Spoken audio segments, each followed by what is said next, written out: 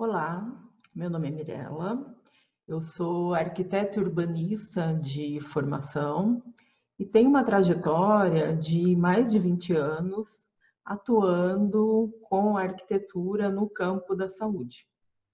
Eu começo esse vídeo agradecendo a BDH pelo convite, pela oportunidade de dialogar um pouco com vocês sobre esse tema que é fundamental para a efetivação do Sistema Único de Saúde. Então, eu começo trazendo um pouco, aqui é uma imagem de uma unidade que atende população indígena e a forma como se trabalhou a ambiência, trazendo algo que é singular dessa população, que é fundamental, inclusive, para que eles se apropriem de um certo espaço, que eles se sintam pertencentes, e com que, de uma certa forma, faz com que o cuidado em saúde tenha efeitos mais positivos ao se valorizar essa diversidade, ao se valorizar os costumes, os valores de cada população. Então, a política nacional de humanização, né, ela vem muito a partir dessa pergunta de qual o sentido de uma humanização nas práticas de saúde. Então, ela se norteia especialmente por essa afirmação de que um sentido possível e desejável é o de se criar condições favoráveis para uma atenção à saúde que seja resolutiva, que seja acolhedora e que seja humana. Mas como pensar numa atenção resolutiva, numa atenção acolhedora e humana, e de que humano é esse que estamos falando, né? Então, com a valorização desses diferentes sujeitos, com o fomento à autonomia e protagonismo dos trabalhadores de saúde e dos usuários dos sistemas de saúde, com o aumento da corresponsabilidade, com o estabelecimento de grupalidades, e com mudanças, especialmente com mudanças nos modelos de atenção e gestão. Mudanças essas que criam melhorias nas condições de trabalho, mas também criam condições para uma atenção mais autônoma, mais protagonista, mais corresponsável, onde trabalhadores e usuários do sistema têm a oportunidade de pensar, de propor conjuntamente uma terapêutica especial para os sujeitos que são singulares.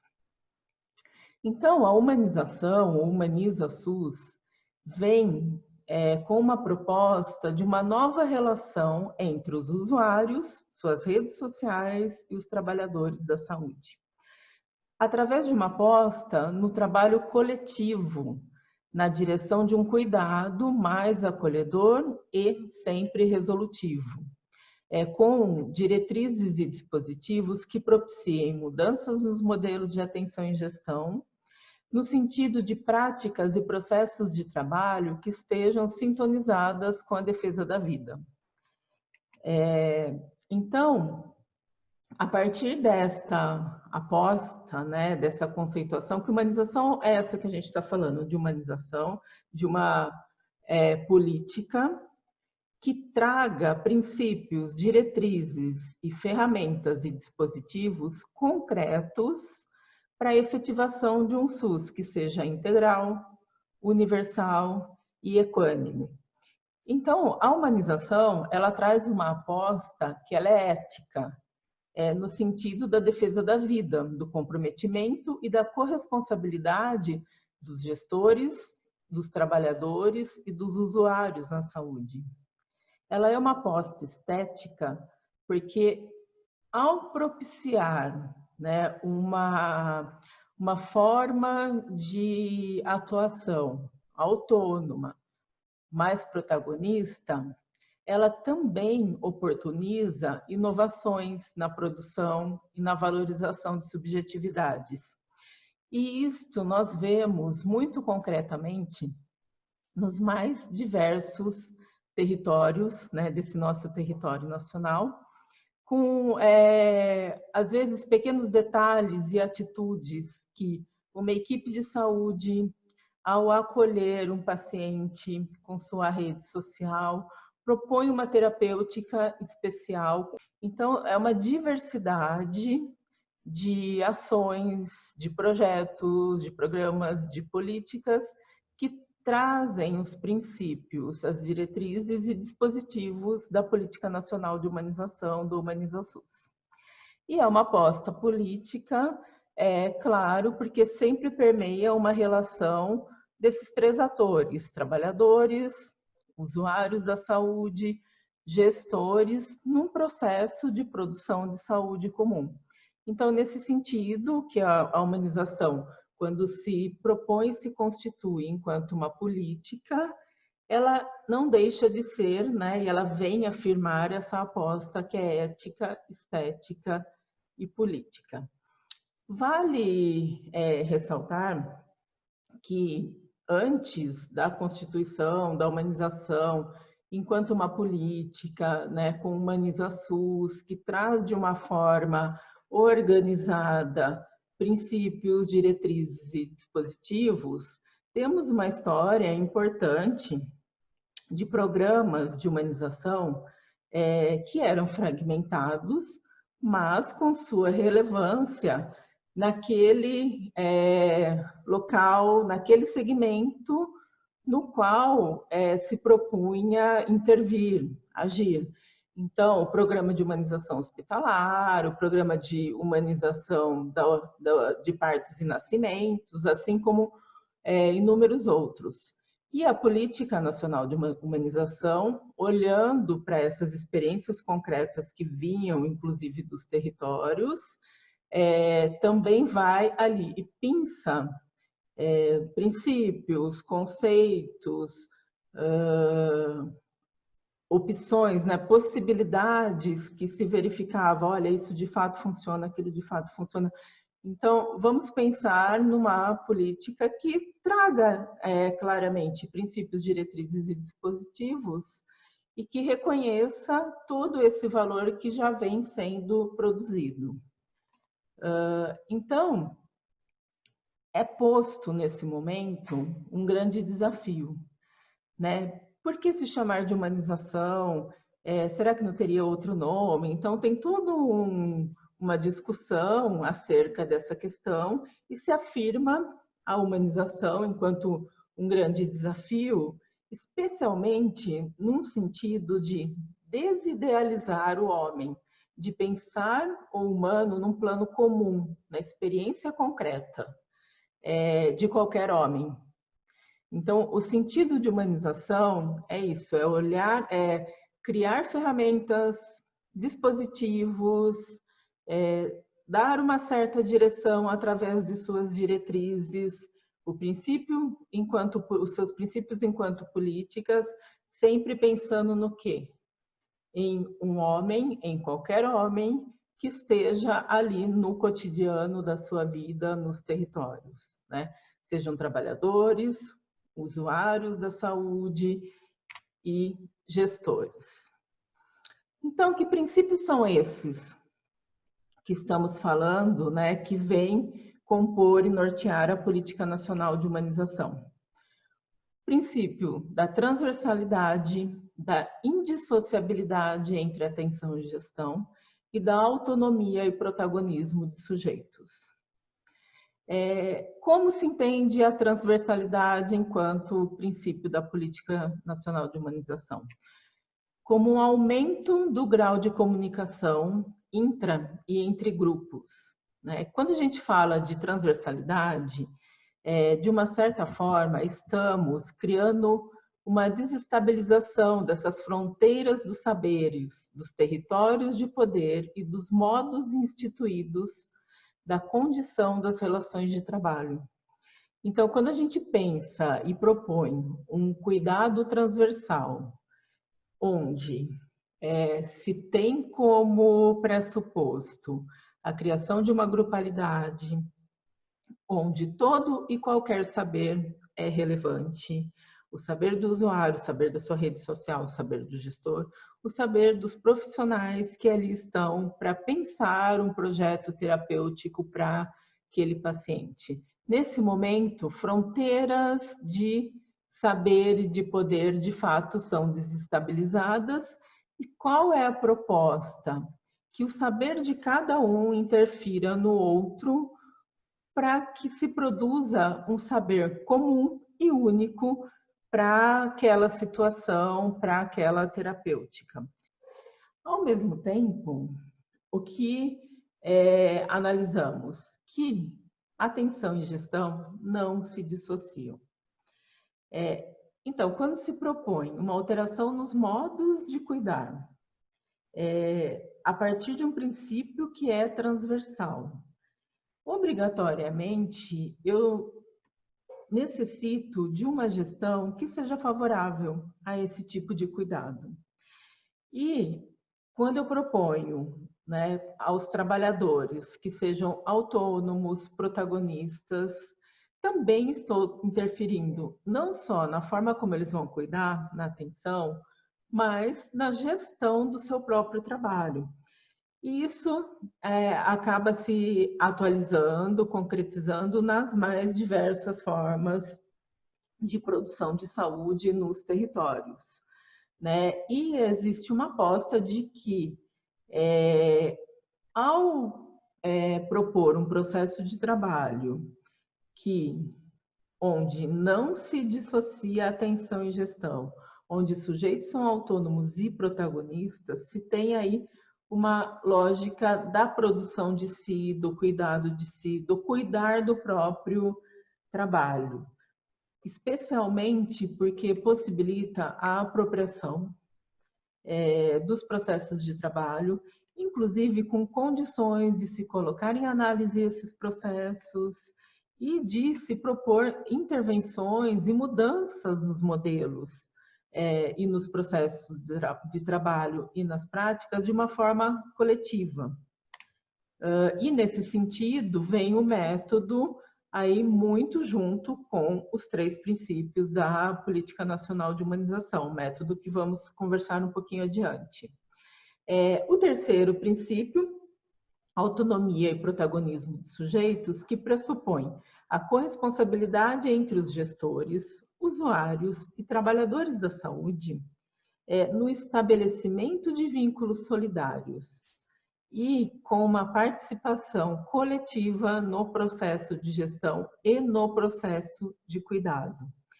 Então, ao se efetivar esses 3 princípios da transversalidade, indissociabilidade entre gestão e atenção, autonomia e protagonismo de sujeitos, entendendo que eles também não se separam, né? Didaticamente colocamos como os 3 princípios, mas eles não se separam, porque na produção da política eles operam de uma forma conjunta.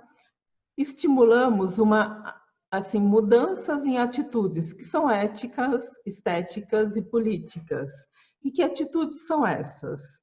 Né? O da autonomia versus uma heteronomia. O que seria isso? Seria não exercer a sua vontade, mas exercer a vontade do outro, né? De um gestor superior, ou assim, não exercer a sua autonomia nesse processo de cuidado. Isso se aplica também aos usuários, aos pacientes, né? Quando eu tenho uma atenção mais autônoma, eu tenho uma escuta singular e diferenciada e proponho possibilidades conjuntamente com aquele paciente. A equipe de referência com aquele paciente de uma forma autônoma, pensando, propondo uma terapêutica diferenciada e singular. Um trabalho que ele deixa de ser seriado e repetitivo e passa a ser criativo. E o que podemos observar ao longo desses anos, especialmente nas experiências concretas do dia a dia, do cotidiano, no cotidiano do trabalho, que exercer o trabalho desta forma é um trabalho que ele propicia mais alegria, ele é mais prazeroso, em contrapartida de um trabalho que seria serial, numa lógica repetitiva, que pode gerar mais desmotivação e até adoecimento dessa equipe. Então, para a gente fazer valer esses 3 princípios, né, as diretrizes e dispositivos, tem-se uma orientação metodológica colada e um método no sentido da inclusão. A partir do momento que eu estou propondo um cuidado transversal, né, onde o saber de qualquer um é fundamental para composição, para produção de saúde, onde eu entendo que gestão e atenção não se dissociam, estou desestabilizando aí fronteiras de saber e de poder. Eu preciso de um método que crie condições para que esses princípios e as diretrizes se efetivem. E, nesse sentido, o método da inclusão, e não só da inclusão, mas de uma tríplice inclusão, é que tem se mostrado e que se mostrou extremamente potente para a efetivação da humanização no cotidiano do SUS. E esse método da tríplice inclusão, o que ele traz como pressuposto?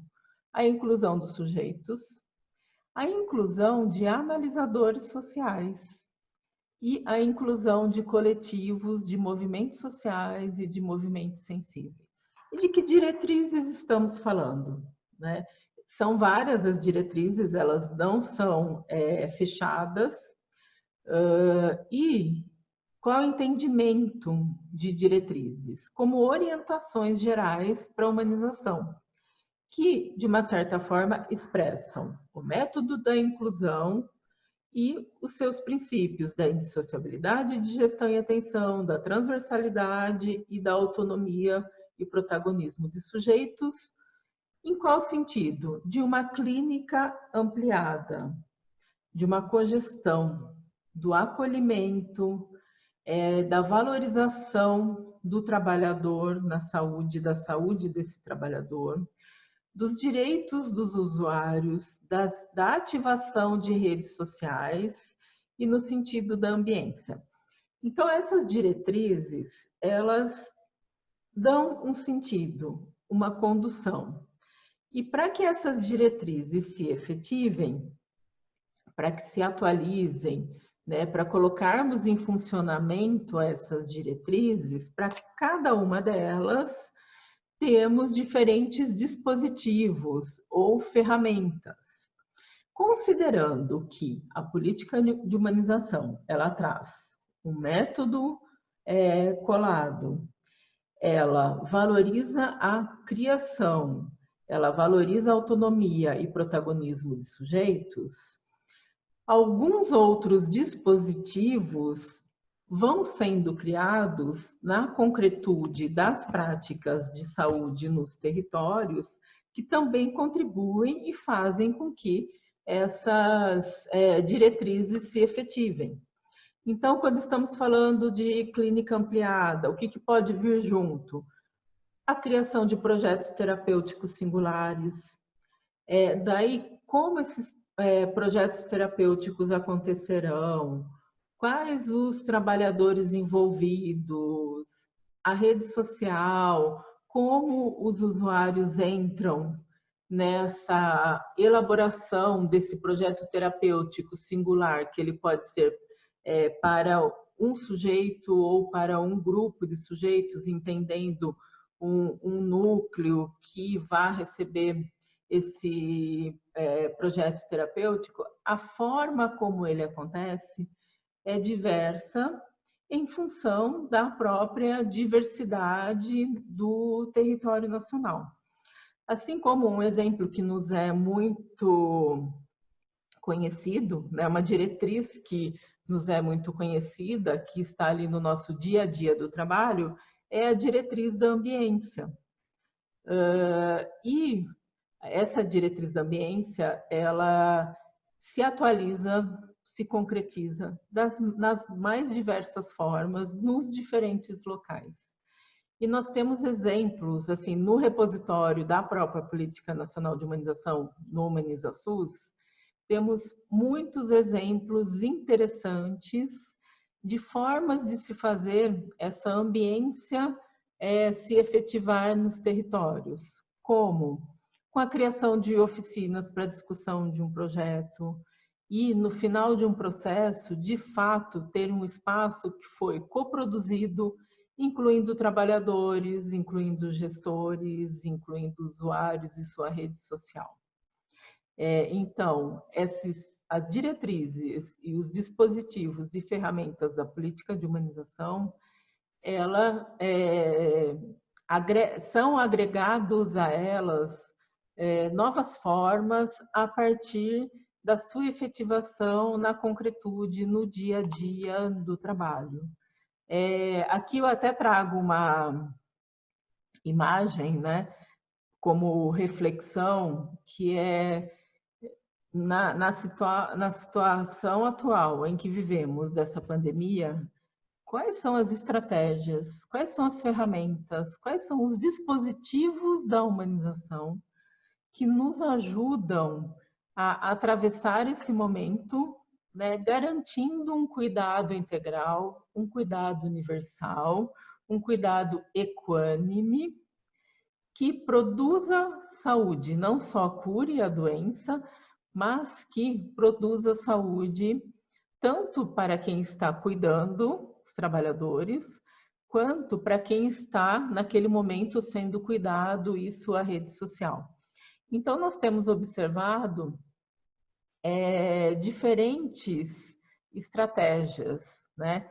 Desde estratégias de vamos colocar o nosso nome com nossa foto para que o usuário possa nos reconhecer, mas também estratégias de comunicação, em especial de comunicação com a rede social desse paciente que naquele momento está sendo cuidado nessa situação, nesse contexto que é muito singular. Então, a Política Nacional de Humanização, ela traz muito fortemente os seus princípios conectados com os princípios do SUS, alinhados com os princípios do SUS, diretrizes para que esses princípios sejam operados, se efetivem e valorizando sempre autonomia, protagonismo e a criatividade, a possibilidade de singularização do cuidado, de criação de formas diferenciadas, sempre no sentido da defesa da vida e da produção de saúde. E, especialmente, sempre com uma sintonia do que fazer com o como fazer. Mas o como fazer é que faz toda a diferença e é essa sintonia do o que fazer com o como fazer que é a grande aposta ética, estética e política da humanização no SUS. De modo que se tenham interferências concretas nas práticas e nos processos de trabalho, no sentido da defesa da vida e da produção de saúde. Muito obrigada por assistirem essa videoaula e mais uma vez eu reafirmo aqui o meu agradecimento e oportunidade da BDH